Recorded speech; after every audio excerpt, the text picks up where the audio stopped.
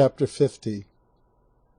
Of the shrewd controversy which Don Quixote and the canon held, together with other incidents.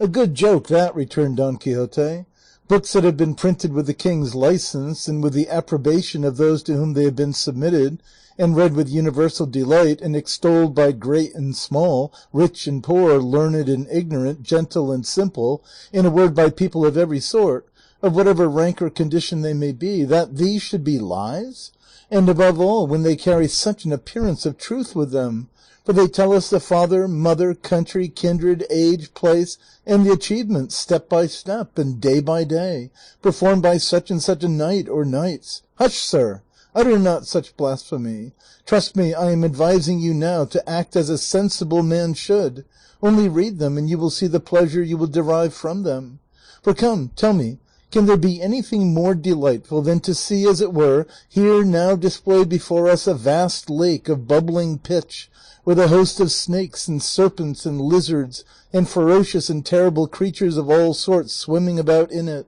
while from the middle of the lake there comes a plaintive voice saying, "Knight, whosoever thou art who beholdest this dread lake, if thou wouldst win the prize that lies hidden beneath these dusky waves, prove the valor of thy stout heart, and cast thyself into the midst of its dark burning waters, else thou shalt not be worthy to see the mighty wonders contained in the 7 castles of the 7 fays that lie beneath this black expanse."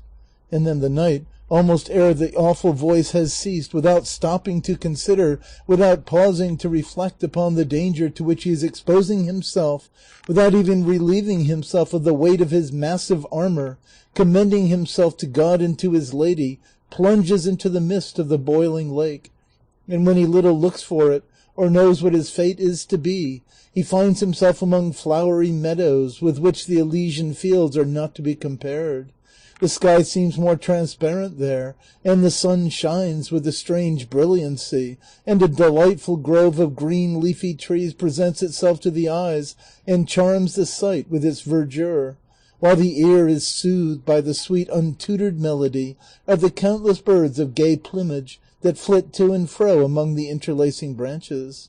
Here he sees a brook whose limpid waters, like liquid crystal, ripple over fine sands and white pebbles that look like sifted gold and purest pearls. There he perceives a cunningly wrought fountain of many-colored jasper and polished marble, here another of rustic fashion, where the little mussel shells and the spiral white and yellow mansions of the snail, disposed in studious disorder, mingled with fragments of glittering crystal and mock emeralds, make up a work of varied aspect, where art imitating nature seems to have outdone it. Suddenly there is presented to his sight a strong castle or gorgeous palace, with walls of massy gold, turrets of diamond, and gates of jacinth. In short, so marvellous is its structure, that though the materials of which it is built are nothing less than diamonds, carbuncles, rubies, pearls, gold, and emeralds, the workmanship is still more rare. And after having seen all this, what can be more charming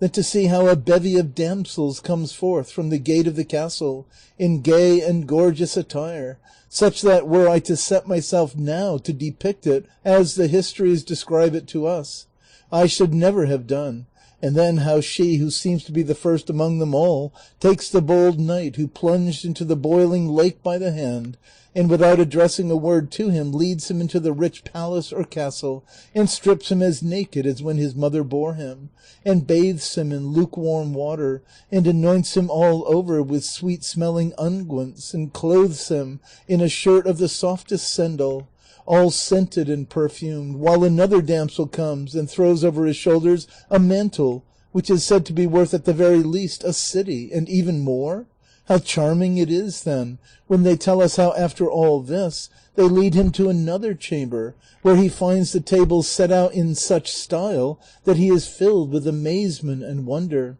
to see how they pour out water for his hands distilled from amber and sweet-scented flowers, how they seat him on an ivory chair, to see how the damsels wait on him all in profound silence, how they bring him such a variety of dainties, so temptingly prepared that the appetite is at a loss which to select, to hear the music that resounds while he is at table, by whom or whence produced he knows not, and then, when the repast is over and the tables removed, for the knight to recline in the chair, picking his teeth perhaps as usual, and a damsel much lovelier than any of the others to enter unexpectedly by the chamber door, and seat herself by his side, and begin to tell him what the castle is, and how she is held enchanted there, and other things that amaze the knight, and astonish the readers who are perusing his history. But I will not expatiate any further upon this, as it may be gathered from it that whatever part of whatever history of a knight-errant one reads, it will fill the reader, whoever he be, with delight and wonder. And take my advice, sir, and as I said before, read these books, and you will see how they will banish any melancholy you may feel, and raise your spirits should they be depressed. For myself I can say that since I have been a knight-errant, I have become valiant, polite, generous, well-bred, magnanimous, courteous, dauntless, gentle, patient, and have learned to bear hardships, imprisonments, and enchantments. And though it be such a short time since I have seen myself shut up in a cage like a madman, I hope by the might of my arm, if heaven aid me and fortune thwart me not, to see myself king of some kingdom, where I may be able to show the gratitude and generosity that dwell in my heart. For by my faith, señor, the poor man is incapacitated from showing the virtue of generosity to any one, though he may possess it in the highest degree. And gratitude that consists of disposition only is a dead thing, just as faith without works is dead. For this reason I should be glad were fortune soon to offer me some opportunity of making myself an emperor, so as to show my heart in doing good to my friends, particularly to this poor Sancho Panza, my squire, who is the best fellow in the world. And I would gladly give him a county I have promised him this ever so long, only that I am afraid he has not the capacity to govern his realm.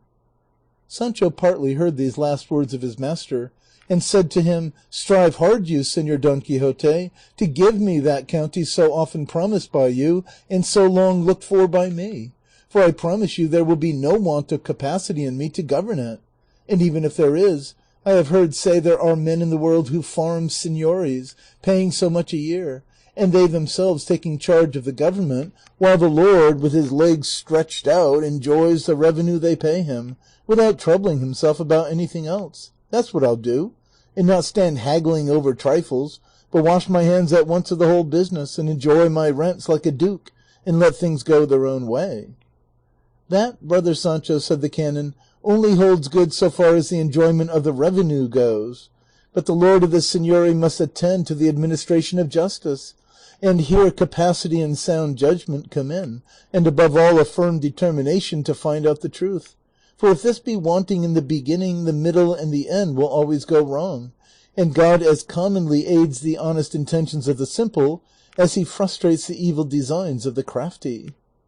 "I don't understand those philosophies," returned Sancho Panza. "All I know is, I would I had the county as soon as I shall know how to govern it. For I have as much soul as another, and as much body as any one, and I shall be as much king of my realm as any other of his. And being so, I should do as I liked, and doing as I liked, I should please myself, and pleasing myself, I should be content. And when one is content, he has nothing more to desire, and when one has nothing more to desire, there is an end of it. So let the county come, and God be with you, and let us see one another, as one blind man said to the other." "That is not bad philosophy thou art talking, Sancho," said the canon, "but for all that there is a good deal to be said on this matter of counties." To which Don Quixote returned, "I know not what more there is to be said. I only guide myself by the example set me by the great Amadis of Gaul, when he made his squire Count of the Insula Firme, and so without any scruples of conscience I can make a count of Sancho Panza, for he is one of the best squires that ever knight-errant had." The canon was astonished at the methodical nonsense, if nonsense be capable of method, that Don Quixote uttered, at the way in which he had described the adventure of the Knight of the Lake, at the impression that the deliberate lies of the books he read had made upon him, and lastly he marvelled at the simplicity of Sancho, who desired so eagerly to obtain the county his master had promised him. By this time the canon's servants, who had gone to the inn to fetch the sumpter mule, had returned, and making a carpet and the green grass of the meadow serve as a table, they seated themselves in the shade of some trees and made their repast there, that the carter might not be deprived of the advantage of the spot, as has been already said. As they were eating, they suddenly heard a loud noise, and the sound of a bell that seemed to come from among some brambles and thick bushes that were close by. And the same instant they observed a beautiful goat, spotted all over black, white, and brown, spring out of the thicket with a goatherd after it, calling to it and uttering the usual cries to make it stop or turn back to the fold. The fugitive goat, scared and frightened, ran towards the company as if seeking their protection, and then stood still, and the goatherd coming up seized it by the horns and began to talk to it as if it were possessed of reason and understanding. "Ah, wanderer, wanderer, spotty, spotty, how have you gone limping all this time? What wolves have frightened you, my daughter? Won't you tell me what is the matter, my beauty? But what else can it be except that you are a she and cannot keep quiet? A plague on your humors and the humors of those you take after. Come back, my darling, and if you will not be so happy, at any rate you will be safe in the fold or with your companions. For if you who ought to keep and lead them go wandering astray in this fashion, what will become of them?" The goatherd's talk amused all who heard it, but especially the canon, who said to him, "As you live, brother, take it easy, and be not in such a hurry to drive this goat back to the fold. For being a female, as you say, she will follow her natural instinct in spite of all you can do to prevent it. Take this morsel and drink a sup, and that will soothe your irritation, and in the meantime the goat will rest herself." And so saying, he handed him the loins of a cold rabbit on a fork. The goatherd took it with thanks, and drank and calmed himself, and then said, "I should be sorry if your worships were to take me for a simpleton, for having spoken so seriously as I did to this animal. But the truth is, there is a certain mystery in the words I used. I am a clown, but not so much of one but that I know how to behave to men and to beasts." "That I can well believe," said the curate, "for I know already by experience that the woods breed men of learning, and shepherds' huts harbor philosophers." "At all events, señor," returned the goatherd, "they shelter men of experience, and that you may see the truth of this and grasp it, though I may seem to put myself forward without being asked, I will, if it will not tire you, gentlemen, and you will give me your attention for a little, tell you a true story which will confirm this gentleman's words, and," he pointed to the curate, "as well as my own." To this Don Quixote replied, "Seeing that this affair has a certain color of chivalry about it, I, for my part, brother, will hear you most gladly, and so will all these gentlemen from the high intelligence they possess, and their love of curious novelties that interest, charm, and entertain the mind, as I feel quite sure your story will do. So begin, friend, for we are all prepared to listen." "I draw my stake," said Sancho, "and will retreat with this pasty to the brook there, where I mean to victual myself for 3 days, for I have heard my lord Don Quixote say that a knight-errant squire should eat until he can hold no more, whenever he has the chance, because it often happens them to get by accident into a wood so thick that they cannot find a way out of it for 6 days, and if the man is not well filled or his alforjas well stored, there he may stay, as very often he does, turned into a dried mummy." "Thou art in the right of it, Sancho," said Don Quixote. "Go where thou wilt and eat all thou canst, for I have had enough, and only want to give my mind its refreshment, as I shall by listening to this good fellow's story."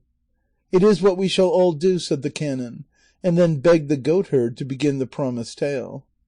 The goatherd gave the goat which he held by the horns a couple of slaps on the back, saying, "Lie down here beside me, Spotty, for we have time enough to return to our fold."